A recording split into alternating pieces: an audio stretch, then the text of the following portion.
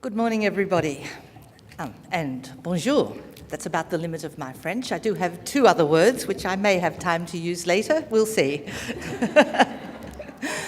It's an absolute honour to be here with you. I've spent some time yesterday with the 40 leaders in the leadership pilot project, and we had the most wonderful day. I also spent some time with the people from the ministry, and that was a very stimulating and interesting, challenging experience.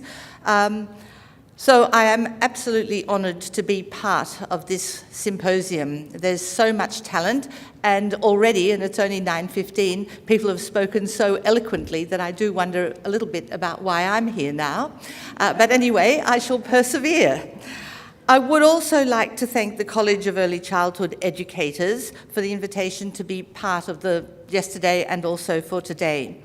They've actually made an outstanding contribution to the professionalisation of the early childhood sector. And they're taking a visionary role. And while we're talking about the leadership training opportunity as a pilot program, I'm hoping that that will be embedded as an opportunity that's offered as a matter of course in the future. They're showing people, they're showing the world, Canada, where we need to go with leadership. So thank you very much to Sue, to Lois, and to everybody who's a member of the College of Early Childhood Educators. So on to today. I'll be technologically challenged, so I do have a clicker, so I'm just hoping it's all going to work. I've entitled this presentation, Leadership Driving Quality Improvement Forward in Early Childhood Provision, because I do believe that leadership is the fuel that is going to move us to where we want to go. Around the world today, leadership is the hot topic in early childhood sectors. And why is that, you might ask? Well, why are we talking about leadership? Well, it's all due to this C word. And what might that be? Change, the big C word in early childhood these days. And change is part of the day-to-day conversations of people who work in this sector, because we're all challenged around the world with these agendas for modernisation, for reform, for change. And it's all focused on improving quality, the experience, the learning of young children and their families. And so because of that, things have actually changed for leaders. Leaders now need to look at their role and think about how they lead. So let's have a look and see if this actually works. Oh, wow, yay. So we're now in the 21st century, and many of us, not many people here, but many of us were trained in the 20th century, and then leadership in early childhood and around the world looked different. But today, we've got leaders who are in the 21st century, and we need to have a little look at the sort of factors and issues that are important in early childhood. And the first one is that leaders who are working in any type of early childhood setting, they need to value all of their professionals, regardless of their age, regardless of their qualifications, regardless of their experiences and backgrounds. Today, what we know is leadership is everybody's business. It's not just the responsibility of the positional leader, the boss, the person in charge. It's actually a right and responsibility of every early childhood educator, of everybody who contributes in any way to an early childhood setting. And you don't need a title to be a leader. And I think that's confused us for a long time, but it's also given us a way out. It's given us a way of disengaging, and I'm taking that away. I want people to understand leadership's not about a title. It's not about a position. It's about your right and your responsibility to contribute to moving quality forward. Another really important change in leadership in early childhood is that what we know about leaders is that genuine leadership focuses on developing the potential of others. Again, it's not a solo act. You can't do it by yourself. It's too hard these days. You've got to draw on the talent that you've got in your teams. And believe me, and you know better than I do, You work with a lot of talented people, but sometimes that talent is hidden, and it's your job to bring that talent out. So again, we're going to recognize and build on the strengths of others, and we're going to say to them, you can make a difference here. You can take a leadership role throughout all the levels in a centre, in a setting, and you can make things better. So, what do leaders do? How do we do that? Basically, we work with and we empower other people to join together to improve the quality of diverse education and care settings. And this word empowerment is going to come up regularly through this presentation this morning. Quality and leadership are inseparable. So, there is some research that says if you want to assess the quality of a setting, you only have to look at the leadership culture within a setting. You don't have to take any other measure. And I'm really interested in that. So that's why it's really important that if that is true, leaders work with their teams to empower them, to upskill them, so that quality is improved. And the final big change in leadership for the 21st century is that our leaders, have to now be intentional agents of change who inspire and mobilise action towards a shared vision for transforming the current system on behalf of children and families. So what our leaders need is a vision of a better future and inspire others to engage. And I'll talk a little bit about disengagement later, but it is one of the issues that we have with our early childhood educators around the world, and it is to do with some of the factors that have been mentioned earlier about their undercompensation, their under-resourced, their under poorly recognised contribution to society. However, competent leaders recognise, moderate, customise and deliver quality improvement through others, and that is really their overriding goal. Now, one of the things I do want to say at this particular time is that we talk about leadership, we talk about collaboration, we talk about partnership, we talk about communication, we talk about loads of things, but they are not ends in themselves. They are a means to an end, and leadership is a means to an end. So we're not really trying to create more leaders and improve leadership because that's an end in itself. We're doing that because we want to improve quality and we want to enhance outcomes for children and families. And we believe that leadership, among other things, is the way to do that. It helps achieve quality. So always remember, whatever you're doing and whatever strategies you decide to implement, they're means towards an end. They're not an end in themselves. So for me, the nub of the issue today, and I think this is a great quote, the diversity and complexity of improving quality through innovation and change requires significant investment and attention to the development of leadership capacity in a professionally qualified early childhood workforce.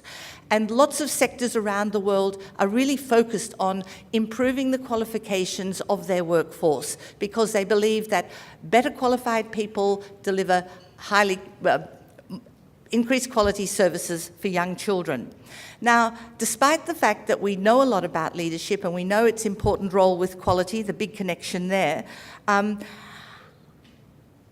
there is still low investment in leadership preparation and training. And this is why it's so fabulous to see something like the college and the ministry investing in leadership preparation and training, because there is a sort of a tension, a contradiction in a lot of the documentation that's coming out around the world. There's a growing expectation, there are increased targets, expectations for people, but it's very difficult to expect your early childhood educators who have been trained primarily to facilitate the learning of young children to transition into a leadership role where they're leading diverse groups of adults in times of complex change without adequate support and training. And so this is why the Leadership Pilot Program is so important, because it is providing that training and support that acknowledges that the training that people have today is usually predominantly focused on working with children. And we're now asking people to take up a different type of skill, and we need to invest in developing that leadership capacity. I'm already on my bandstand, you can see that. So I just want to sketch out the topic of the professional context that leadership is exercised in these days, the background, the backdrop, if you like, of the context of leadership. So why is this important? Okay, so it's really great for me at this stage of my career to see the increasing validation of leadership as an integral aspect of early childhood professional identity. And that is now recognised by the sector itself. It wasn't for a long time, but it is now, by politicians and by government agencies. And when you read the documentation that's coming out, people are asking for changes, but they're saying leadership is the way forward. This is how we will implement these changes. So again, it is validating that notion that leadership and quality are inseparable. Leaders are working, and early childhood educators are working in a context where there are significant policy shifts, and these are demanding transformational change. We're not talking about small changes around the edges anymore. We're talking about major transformational change of early childhood services. And these are complex, they're challenging, and they're also unpredictable. So we're working in a far more challenging context than we ever were in the 20th century. And of course, that means that leadership has to change. We now know that leadership expertise is critical for implementing change. Sustainable change will not happen without strong and competent leadership. The research shows that, and our experience shows that. So how are we going to do this? We need people who are trained to be adaptable, who understand that leadership is now a collaborative and collective endeavour, and they have the skills to make this happen. We also know that it's too hard for one person. It's too big for one person now. So we have a pressing need for more numbers of leaders and early childhood educators who identify with leadership as part of their professional identity, as part of understanding who they are as a professional.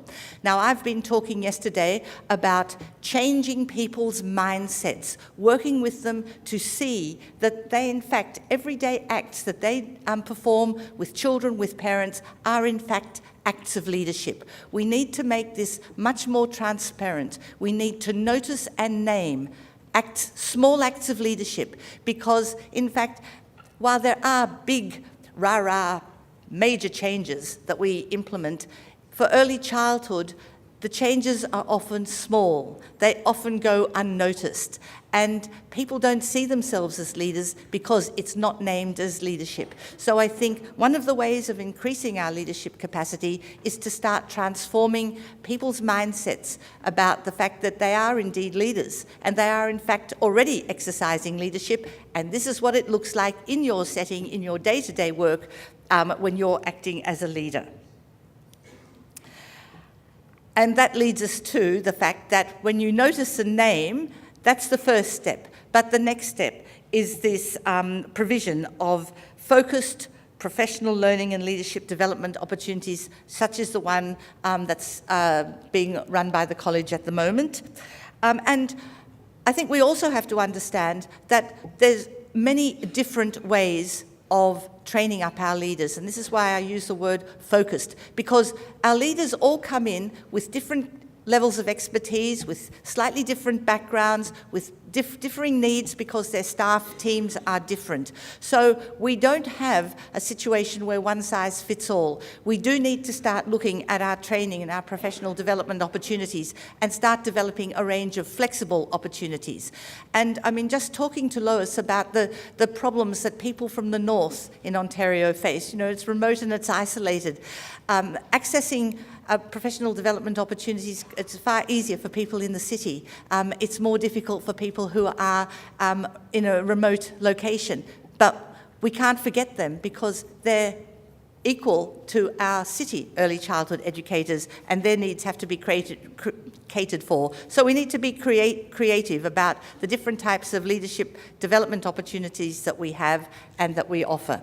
So how I see it is the challenge for improving quality rests on the development of more skilled early childhood leaders who recognise their professional responsibility to raise the bar, that is, move towards excellence and drive quality forward through continuous focus on their own and others' professional learning and development. And if they do that, what they'll actually do is they'll act as a springboard for improvement, innovation, and change. So again, I'm going to reiterate that quality is everybody's business. It is not just the positional, formal leader. We're all in this together, regardless of what level you are at a setting, what qualification you have, what role you perform, that you need to contribute to the leadership endeavour. So what we want is active pursuit of excellence by all early childhood educators who don't merely comply with mandated standards, but enthusiastically and diligently engage with the quest for quality. Now, that always sort of implies some sort of criticism that perhaps as we are today, we aren't good enough. And that's not true. Everybody that I've met around the world in early childhood is working so hard, going above and beyond expectations. And there are the odd person who wants to work to rule, but usually they don't last because the people who last in our profession are invested and committed, and they are passionate about children and families. But it is something that we need to think about because, again, there is no incentive to really work harder and pursue quality because there's not much reward at the end of it. Nobody's going to raise your salary. Nobody's going to say you've done a great job, have a week off. It doesn't happen in our sector. We do it because we want the best for children. But we do need to address disengagement and feelings that people comment about being undervalued, about being undercompensated, about not having enough resources to meet the current expectations and demand. And again, I think that's something that our leaders need to address and need to name it, need to talk about it, because we need to bring it to the attention of the world that in fact we are making a really important and valuable contribution to the next generation and generations to come. So, 3 key issues, again, I think, for driving quality forward. First of all, we have to rethink core leadership competencies, roles, and responsibilities. We have focused a lot on lists of attributes, competencies, roles and skills, that sort of things, dispositions for solo individuals. And we have concentrated a lot on providing training for individuals to go back to their settings and lead teams of people. But I think we also now need to recognise that leadership is much bigger than that. And so we need to rethink about our competencies. And again, I think it's shifting the focus a little bit more to a collaborative partnership approach, to a collective endeavour that no one person can do it, but between all of us together, if we all take on different roles, different functions, develop expertise in different strategies, we will in fact really meet this challenge of leadership. And I think one of the things that we have to do is understand that change has to be driven by the people that affects it. So we don't live in a boss culture anymore. We don't accept a boss culture anymore. People don't say, this is what the ministry's handed down to us, so we'll just do it. You'll do this, you'll do that, and oh yes, and I'll do this. It doesn't work anymore. We have to look at moving it to leadership-enabled change, and that's where we develop a culture of empowerment. Because what we're saying to people is, we need all of your talents, all of your strengths, all of your skills to contribute to this quest for quality. By one person, two people simply can't do it, but all of us together can make change happen. So again, we're looking at leaders developing skills for peer leadership and bringing people in, not keeping people out, opening up spaces for everybody to address their right and responsibility to lead. And of course, to do that, we need leaders to promote a culture of continuous professional learning and to develop a workplace climate and conditions that support and maximise opportunities for early childhood educators to grow and innovate within their settings. We need people to understand that your first qualification is really your first step on the pathway of learning, that learning doesn't stop. And part of my great excitement about being here is that I'm learning from you. I went home yesterday and I was thinking, oh, I've now got this idea, and now I've got that idea, and somebody said this, and I need to really think about what that means. And so learning never stops. And I forget who said this. It's a great quote, so I do need to look up the author. It's not mine. But this quote says, once you stop learning, you're dead, you're finished, you're over. So for me, I'm keeping on. I'm not there yet. So all of this promoting the continuous professional learning, again, it points to the fact that we're talking about early childhood settings now as learning organisations, that it's not enough to just say, oh, well, we're educators, we're interested in children's learning, and yes, we have to do some learning and acquire some different expertise and new ways of working to make sure that we can address the change. We actually have to become learning organisations. And it's interesting in Finland that the government has actually legislated that one of the leaders' roles is to create is to transform the setting, the early childhood setting, into a learning organisation. And that's a legislated responsibility these days. And what a learning organisation is, it is an organisation where there's collective responsibility for developing expertise and making sure that all of the responsibilities are addressed and met successfully.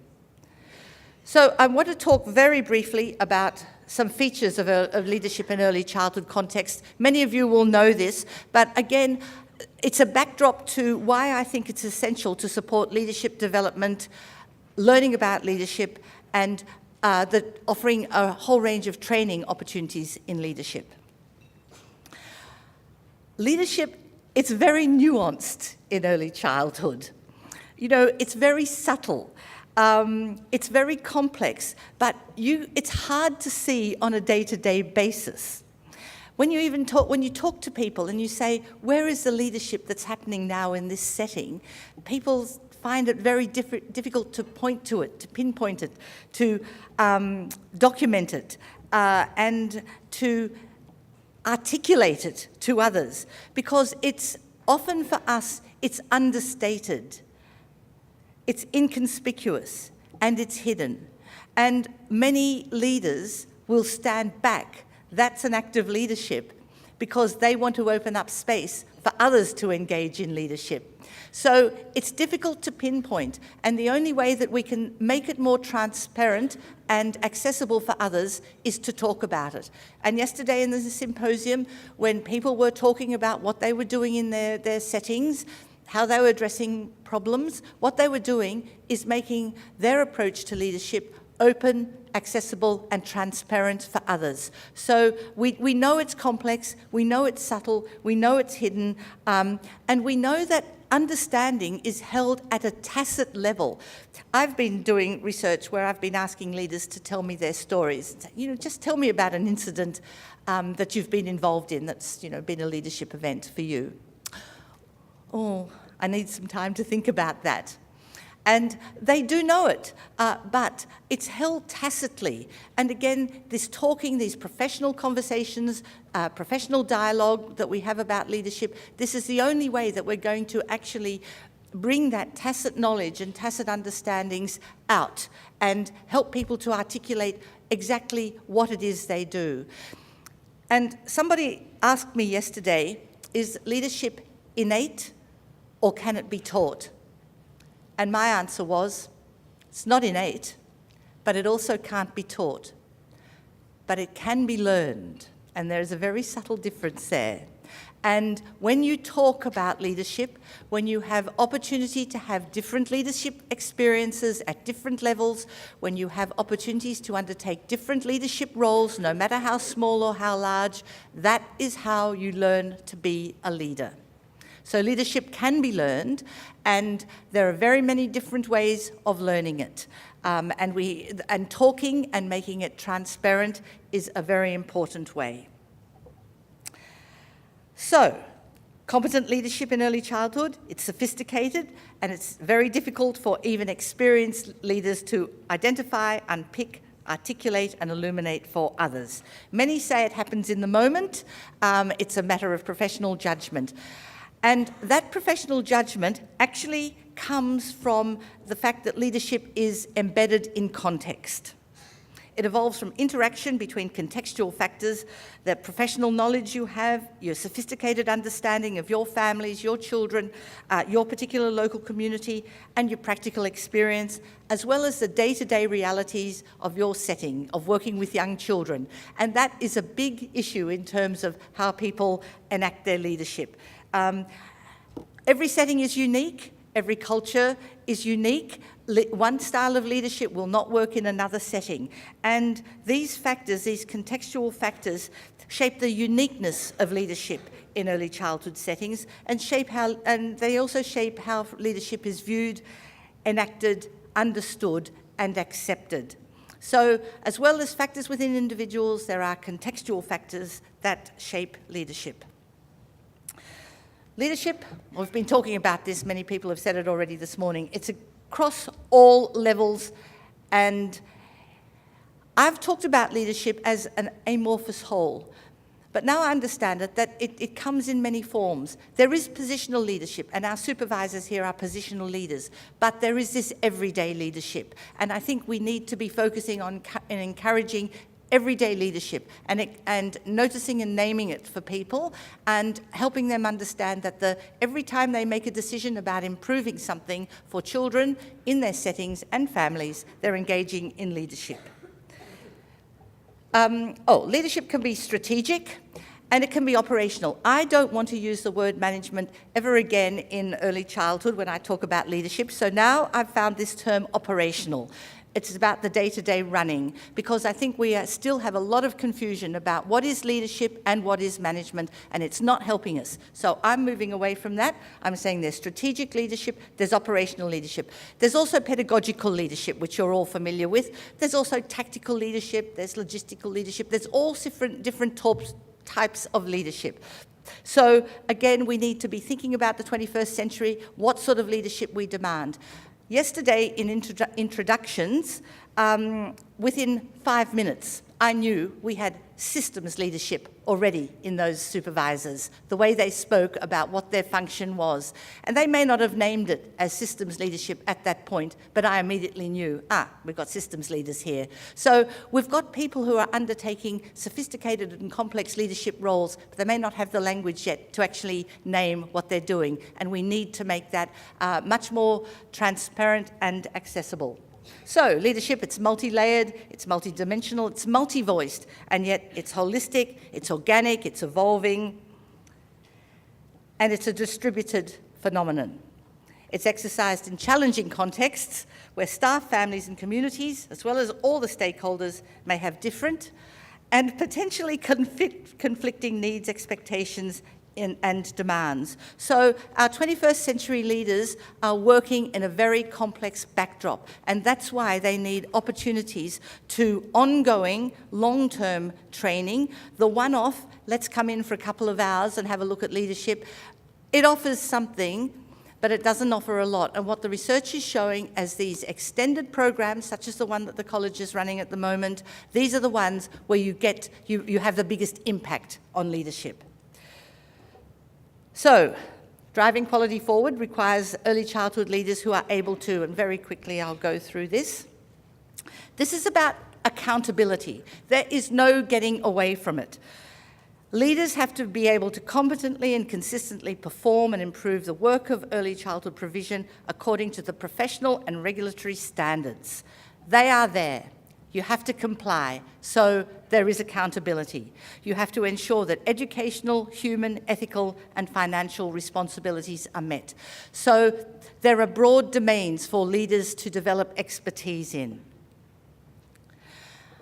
They also have to focus on creating a workplace culture and climate that provide opportunities for everyone to learn, develop, and succeed professionally through the acquisition of knowledge, understanding, skills, and expertise.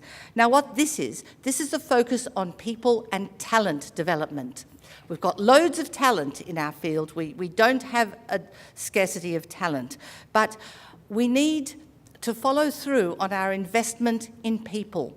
We don't want people to become frustrated with their work in early childhood because we invest in building up expertise. And we have in England a very big problem with supervisors. Supervisors become very frustrated. They work in very difficult environments with many very, very difficult families. They're not getting the support that they need. And what happens? They get stressed, they get burnt out, and they decide the only way out is to leave. And we lose years of investment in training. So what we want to do is understand that the workplace culture and climate is supportive and enhancing, and that our investment in people is ongoing, and we want to keep our people. So our leaders, our early childhood leaders, have to open up spaces for other people to become leaders. There've got to be permeable boundaries between the roles that we have in centres, and mean that it becomes a little bit like a leadership waltz. Sometimes you're a leader, sometimes I step up. Some people step up, some people step back. And it takes a lot of courage for leaders to let go and engage in a leadership waltz. The final thing is that they have to assist and support their colleagues and all stakeholders through this process of change. Now, very few of us welcome change. I could say to people, put your hands up. How many people go, change, hey, bring it on? Many of us go, change, what? We've been there. I'm weary of change. This is too hard. New beginnings are difficult. They're challenging. And a lot of us persevere when we hit the initial difficulties, the first roadblock. That's it. I'm out of here. And that's not acceptable anymore. So we've got to have leaders who understand change and who can bring people in and support them through, give change meaning, show the direction forward, help people overcome obstacles. And that's a key leadership function for our early childhood leaders of the 21st century. Sustainable change comes about through early childhood educators' commitment and capacity to seek, critically assess, and selectively incorporate new ideas and practice. And again, this is Fullen's 2001, 15 years ago. He's talking about people becoming learning people and organisations becoming learning organisations. So our leaders' role in early childhood is to prompt our colleagues to think about what they're doing, how they could improve, and how they could achieve better outcomes for children. I tend to ask questions of myself, and then I tend to go off and try and find the answers. So I've asked this question. And there are some key words here. How do effective early childhood leaders empower, there's that word, all staff members to become active and creative participators, learners, and partners, another important word, who willingly aim for and pursue professional expectations and government regulations, standards and targets for the delivery of high-quality early childhood services. Now, you will have your answer. I have my answer. I'll share it with you. There are 4 strategies I think are really important. First of all, inspiration. And I think I could feel inspiration in the room yesterday, and I know I'm going to feel it here this morning. There's engagement. Bringing people in, engaging people with the activities, the pursuit for quality. There's enablement, giving people the skills to go forward, the confidence, the competence to go forward. and there's empowerment.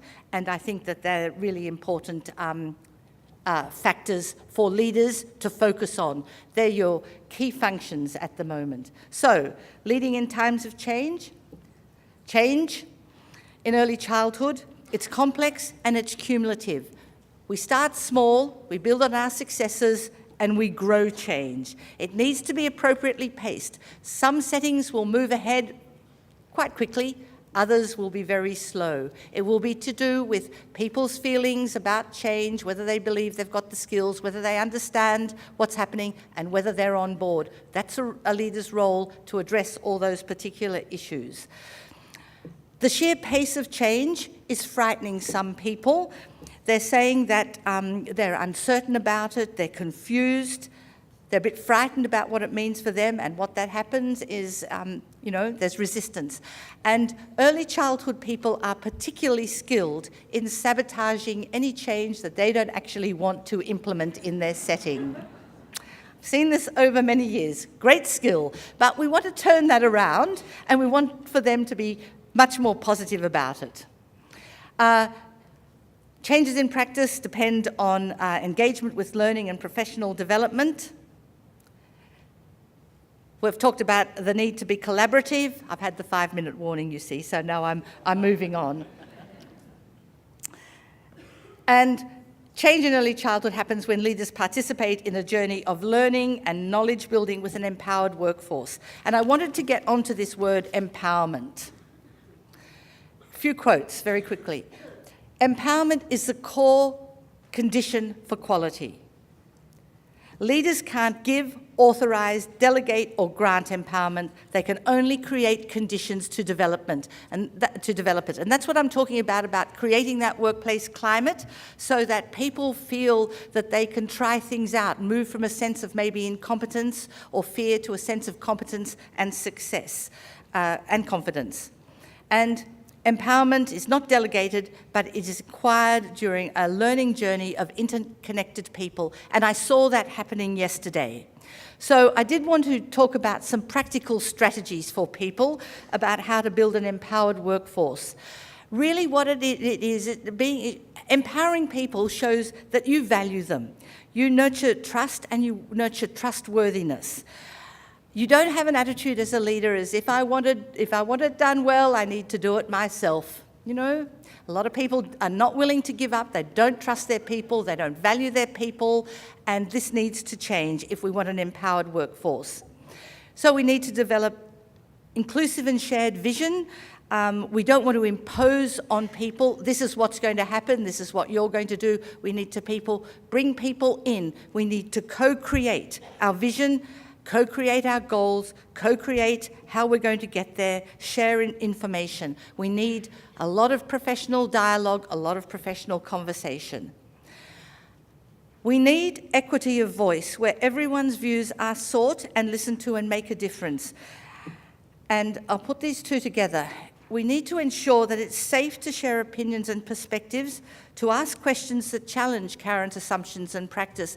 Now, this came up at the ministry yesterday, this notion of horizontal violence, of bullying in early childhood settings. I think some of you will already know about that. People sometimes hoard knowledge, people put other people down, people create barriers so people can't contribute. There is bullying going on between some early childhood educators, and unfortunately is not as rare as we might hope. Now, a leader has to notice and have the courage to name it and to talk about it going on in centres, because we can't create a system where there's an us, the favoured few, who know about this, and the them, you lot, who are going to have to implement it, and we'll tell you what to do.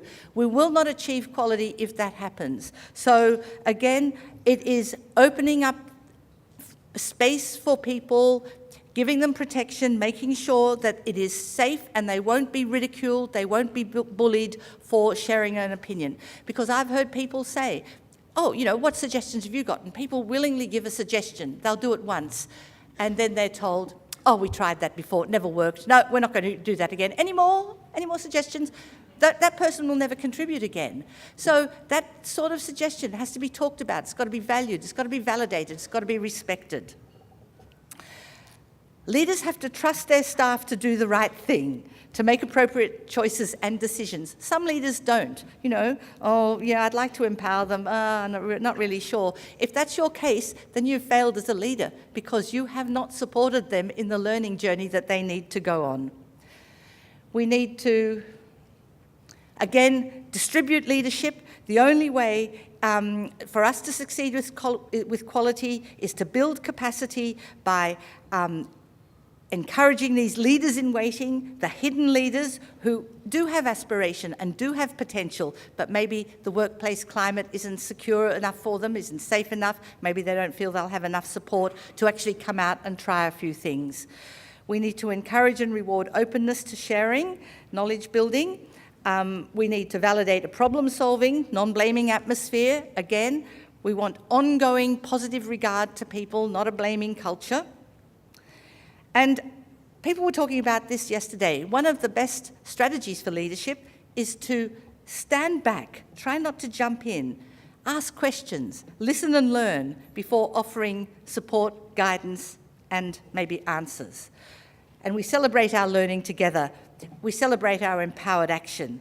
We celebrate everyday leadership, our minor and our major goal achievements. So, empowering leaders nurture a workplace culture that is people-oriented, there's ownership, there's flexibility, there's accountability. It's emancipatory, there's personal autonomy, there's self-determination. It's enabling and facilitating, where participation is encouraged, contribution is valued. It's inclusive, it's opening and welcoming to everyone. We're all in this together. It's grounded in co-learning, collaborative inquiry, experimentation, risk-taking, where failure is looked at a learning opportunity, and it's an enhancing experience, not a diminishing, punishing experience. Where we build on shared power, ownership, and responsibility through our connections, partnerships, where we're democratic and we've got devolved leadership, and where we encourage all stakeholders to become proactive towards and involved in influencing quality improvement through change. That is, it's accessible and it's unrestricted. So I challenge you to think about your settings and which of those particular features you have strength in and where you need to improve. So I'm just about to finish, and I've got two quotes. And remember, we're finishing on this note of creating an empowered workforce. So this is Benjamin Franklin, US politician, born in 1706, quite a while ago. And I think this is a really helpful message about empowerment. Tell me and I forget. Teach me and I remember, but involve me and I learn. And that's what we want with our early childhood educators. We will only develop leadership when people are involved, because that's how they will learn about it. And the last one, finally, and this is attributed to many people, but I've adapted this from John Quincy Adams, again a US politician, born in a long time ago. If your actions inspire others to dream more, that is, have a vision for change, learn more, that is, get involved in professional development, do more, that is, participate and contribute, and become more, that is, become empowered, then you are a leader. Thank you, and merci beaucoup.